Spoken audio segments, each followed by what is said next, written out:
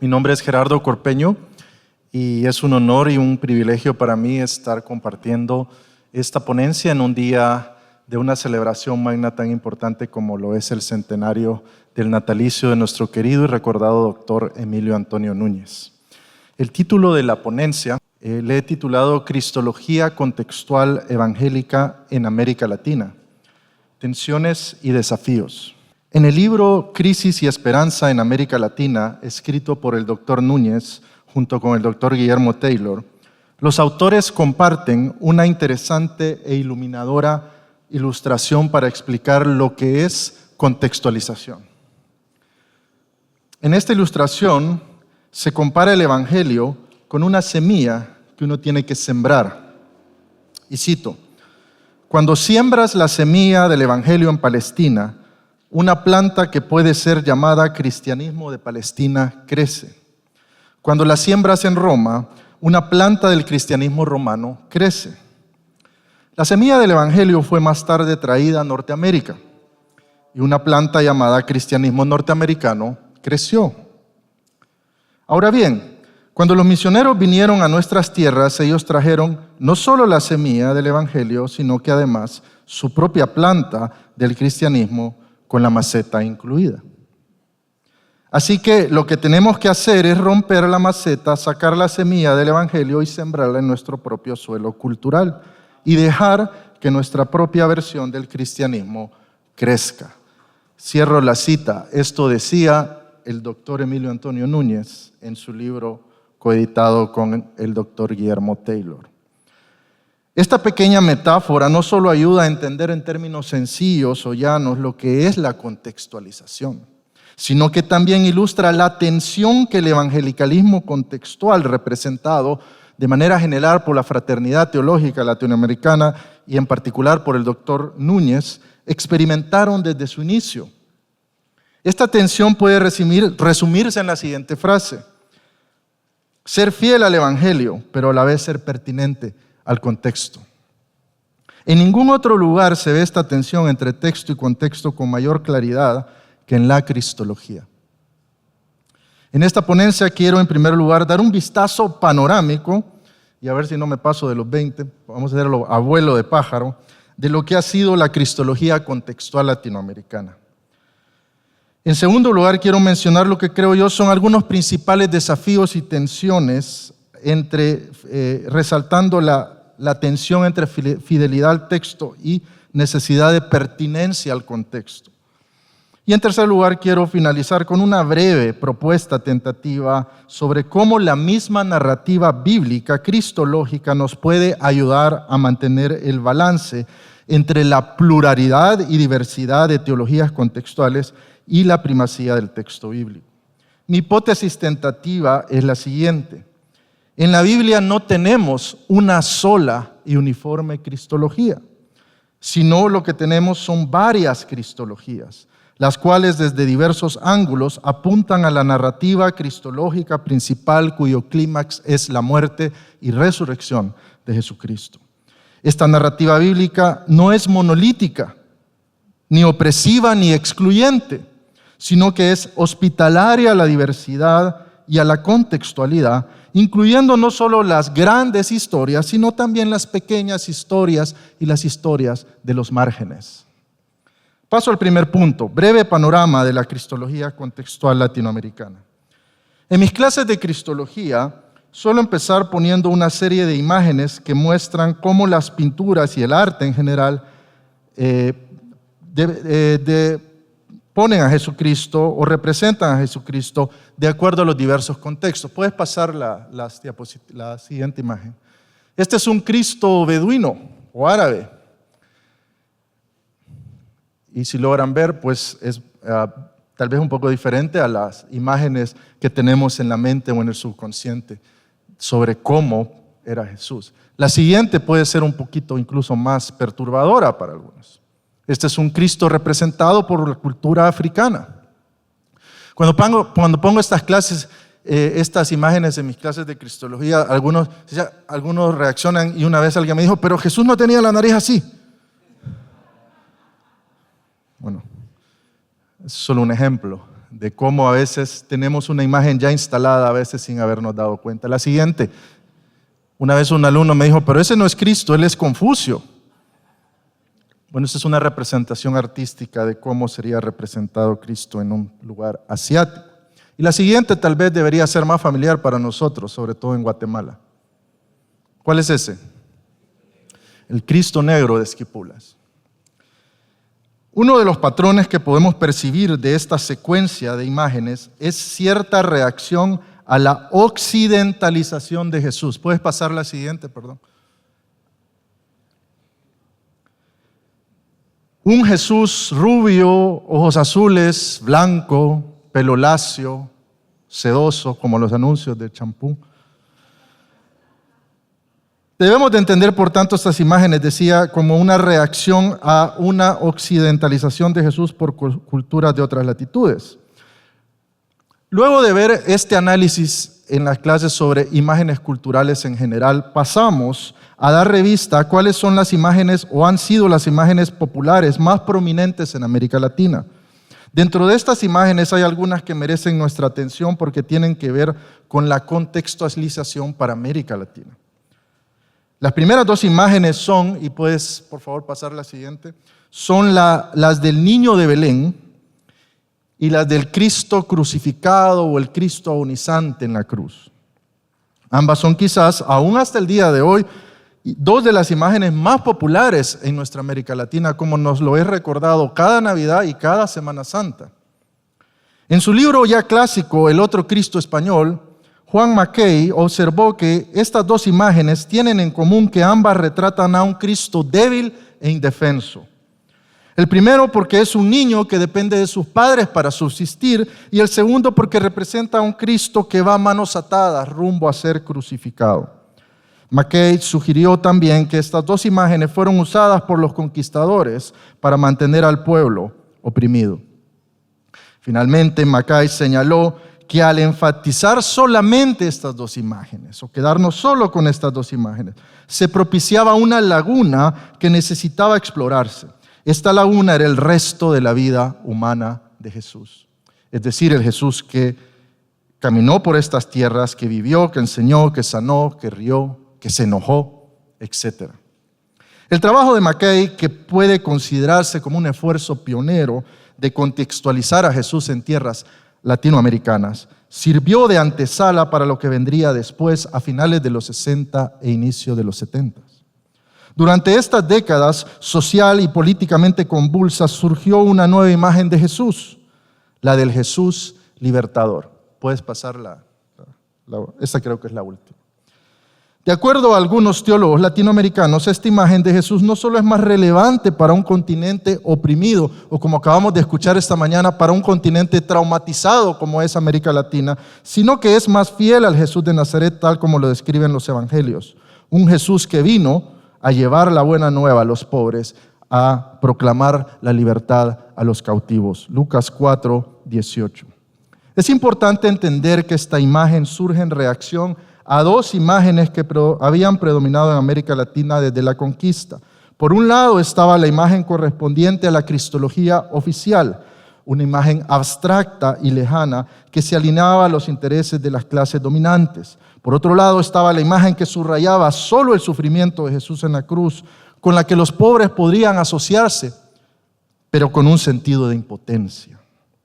Estas dos imágenes pueden ser equivalentes a lo que Georges Casalis ha llamado la imagen del monarca celestial, demasiado abstracto e inalcanzable, y la imagen del Señor abyecto, sufriente y derrotado.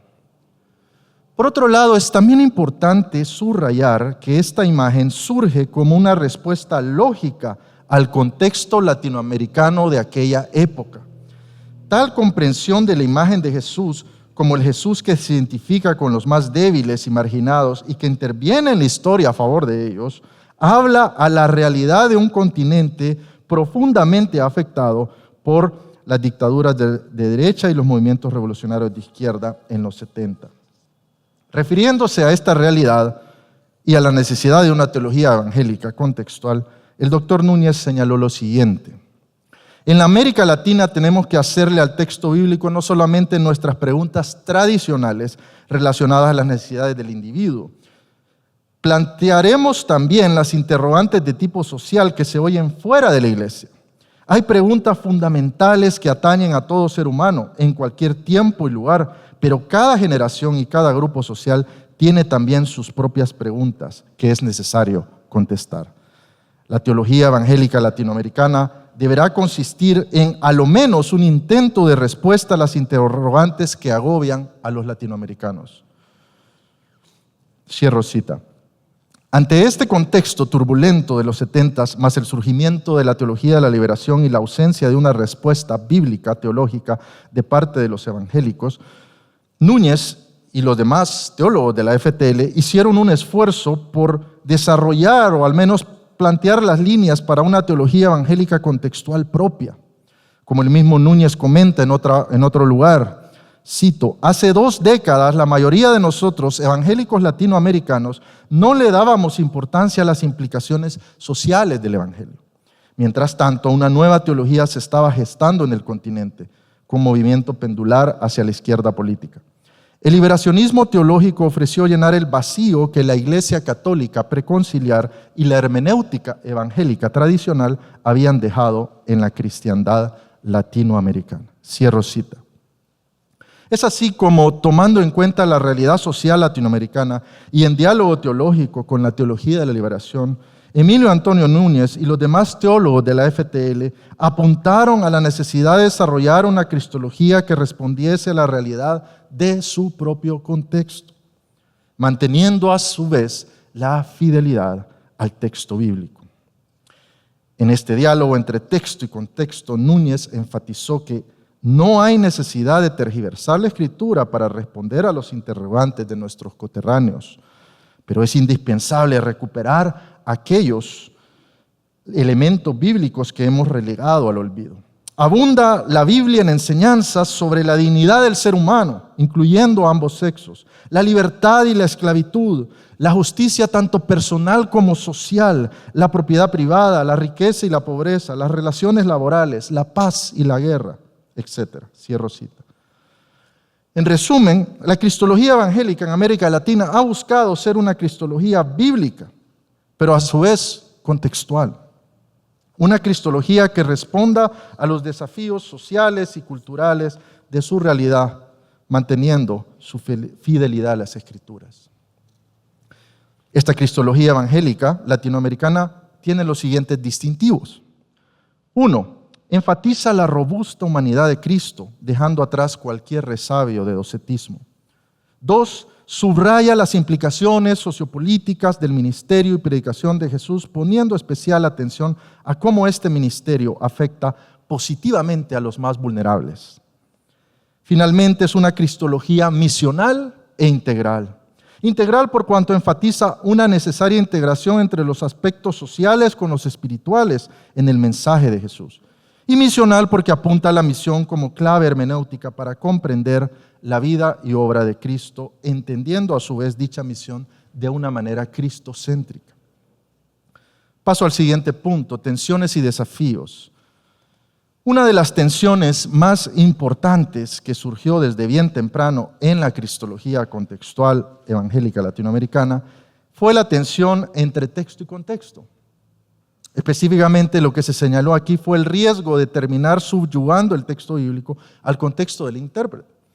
Así lo advirtiera el mismo doctor Núñez en una ponencia sobre hermenéutica y contextualización en respuesta a la ponencia de un colega suyo de la FTL. Y cito, mi mayor pregunta, dice Núñez, como predicador y maestro evangélico latinoamericano, es cómo recuperar en mi propio pensamiento teológico y enseñanza la humanidad de Cristo sin caer en la trampa de otra ideología.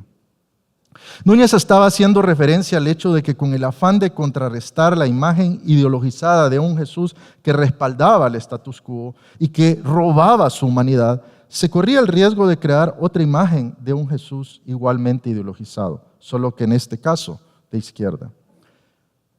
Hoy presenciamos desde hace algunos años una explosión de cristologías contextuales. Cristologías feministas, cristologías negras, cristologías indígenas, etcétera, etcétera, etcétera. Y la lista es larga. Todas ellas reclamando igual legitimidad. Cabe destacar que todas estas cristologías han surgido como una reacción a la hegemonía de la cristología occidental, la cual se había presentado con tintes de universalidad, silenciando así muchas veces las diversas expresiones cristológicas de los márgenes. También, por otro lado, este boom de cristologías contextuales debe interpretarse como parte del giro hermenéutico posmoderno, en el cual se ha pasado de la centralidad del texto bíblico a la centralidad del intérprete. Este giro es parte de la reacción posmoderna a una hermenéutica positivista, la cual, al apelar a una supuesta neutralidad del intérprete, pierde de vista cómo sus prejuicios afectan su interpretación del texto. Esta hermenéutica moderna resultó ser a la postre una hermenéutica de poder, es decir, un acercamiento a la realidad, la historia y la Biblia desde una posición de privilegio que propició interpretaciones acomodadas a estos intereses. El posmodernismo con sus lecturas contextuales y deconstructivistas ha pretendido desenmascarar esta hermenéutica objetiva, exponiéndola como un juego de poder encubierto. Por tanto, un análisis de las cristologías contextuales debe hacerse teniendo en cuenta esta reacción posmoderna. Por un lado, debe valorarse su esfuerzo por tomar en serio el rol del intérprete y su propio contexto, junto a su anhelo por buscar que todas las voces sean igualmente escuchadas. Por otro lado, sin embargo, debe advertirse que esta hermenéutica sin los debidos controles podría terminar convirtiendo la interpretación en un mero eco del contexto del intérprete y sus preocupaciones, donde se pierda la voz y la autoridad del texto bíblico mismo. Paso a mi último punto, la narrativa bíblica cristológica y las cristologías contextuales. En el corazón de las cristologías contextuales yace una queja en contra de la cristología occidental, anglosajona o europea. La queja es que estas cristologías occidentales, con sus pretensiones hegemónicas y de universalidad, han silenciado otras cristologías periféricas. Ante este escenario, mi propuesta es simplemente sugerir que la misma narrativa bíblica cristológica nos puede ayudar a formular una cristología que al mismo tiempo que sea fiel al texto bíblico, reconozca y resalte la pluralidad y la diversidad de los distintos contextos, especialmente aquellos que han estado en los márgenes o en la periferia. En la Biblia no tenemos una sola cristología universal, sino varias cristologías, las cuales desde diversos ángulos apuntan a la narrativa cristológica principal cuyo clímax es la crucifixión y resurrección de Jesús. Esta narrativa cristológica no es monolítica, sino que es hospitalaria a la diversidad y contextualidad, incluyendo no solo las grandes voces o historias, sino las pequeñas historias. A partir de esta observación quiero terminar proponiendo que el desarrollo de una cristología evangélica contextual hoy debería considerar los siguientes elementos a lo mínimo. Primero, las cristologías evangélicas contextuales deben ser cristologías totales. Y por ello quiero decir que deben incluir la totalidad de la persona y obra de Cristo. No solo su cruz, por ejemplo, sino su encarnación, su resurrección, ascensión y lo más importante, articular cómo todas estas facetas de Cristo pueden retroalimentarse e informarse mutuamente. Las cristologías contextuales podrán en ese sentido enfatizar un aspecto de Jesús, por ejemplo, Jesús como profeta, pero no en detrimento de otros aspectos igualmente importantes, como por ejemplo su sacerdocio o su señorío. Segundo, las cristologías evangélicas contextuales deben ser no solo cristologías totales, sino cristologías canónicas. Y aquí hay un poquito de referencia a la conferencia que nuestro decano Nelson nos acaba de compartir. El mismo hecho de que tengamos 4 evangelios, por ejemplo, y no uno solo, es una evidencia de la pluralidad y también de la contextualidad de la cristología bíblica. Los 4 evangelios apuntan al mismo Jesús y a la misma narrativa bíblica del pueblo de Israel cuyo clímax es la cruz. Sin embargo, los 4 evangelios no son exactamente iguales. Cada uno enfatiza distintas facetas de Cristo. Y la razón de esto, en buena medida, es una razón contextual. Cada evangelista, Mateo, Marcos, Lucas y Juan, escribieron su cristología teniendo en mente las situaciones y preocupaciones de las distintas comunidades de fe y sus contextos particulares. Los 4 evangelios juntos, por lo tanto, forman una especie de mosaico cristológico en el cual cada cristología y su contexto es importante para entender el cuadro completo. Algo similar podría decirse, sugiero yo, de las cristologías paulinas o en general del Nuevo Testamento. Tercero y último, las cristologías evangélicas contextuales deben incluir particularmente las cristologías de los márgenes o de la periferia. Y otra vez, es la misma Biblia quien nos alienta o nos anima a hacer esto. De hecho, toda la narrativa bíblica es inclusiva y hospitalaria a las pequeñas historias y a las voces marginales. En la Biblia, las diversas voces no son silenciadas en aras de ser asimiladas por una historia hegemónica. Todo lo contrario, las pequeñas historias tienen voz propia y la inclusión de su diversidad y aún de su paradoja arroja luz para entender mejor la gran historia. Es precisamente la historia más paradójica de todas, la historia del Dios que se hizo hombre, que fue crucificado y que resucitó, la que provee el más profundo y sobrecogedor sentido a toda la narrativa bíblica.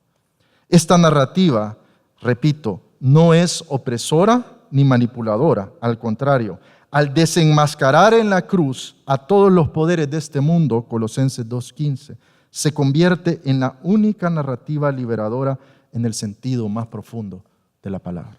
Gracias.